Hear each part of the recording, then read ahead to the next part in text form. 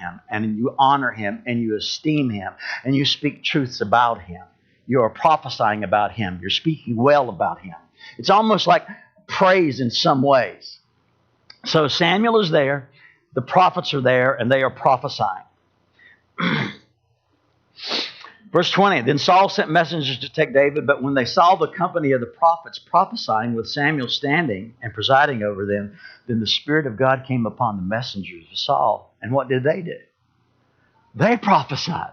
They're coming to kill David, and God says, the Spirit of God comes on them, and they start prophesying. They start speaking positively about God, and they can't get to David. This is the first group. Verse 21, when it was told Saul, they didn't get there. Something crazy happened to them. They didn't get there. So Saul sent messengers again. And how many times is this, ladies and gentlemen? The third time, and they also prophesied. When it was told Saul, he sent other messengers, and they also prophesied. So he sent the messengers the third time, verse 21. I repeated that, I'm sorry. Verse 22, then he himself, he says, these three groups that I have sent have failed.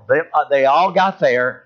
And I don't know if he was told what happened to them, but he just knows that they didn't get the job done. So he's going to go try to do it himself. He himself went to Ramah and came as far as the large well that is in Succoth. And he asked and said, where are Samuel and David? And someone said, behold, they are in Naioth and Ramah. He proceeded there to Naioth and Ramah. And guess what happened? And the Spirit of God came upon him also. So he went along prophesying also.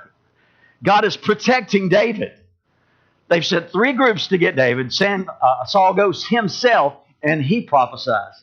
Now notice the next verse. I can't explain this. I don't know what the purpose of it is, other than I think the Lord just may be embarrassing Saul. He also stripped off his clothes. And he too prophesied before Samuel and laid down naked all the day and all the night. Therefore they say, is Saul also among the prophets? I can't explain all of this from a logical point of view. It's just God's got a great sense of humor. Can we say amen? Three groups of people went after David. Saul went after David, and nobody gets there. Can we say amen? So I want you to know that God is able to protect you and keep you when he decides that is the best thing. But I also want to say to you, if he chooses not to, he is far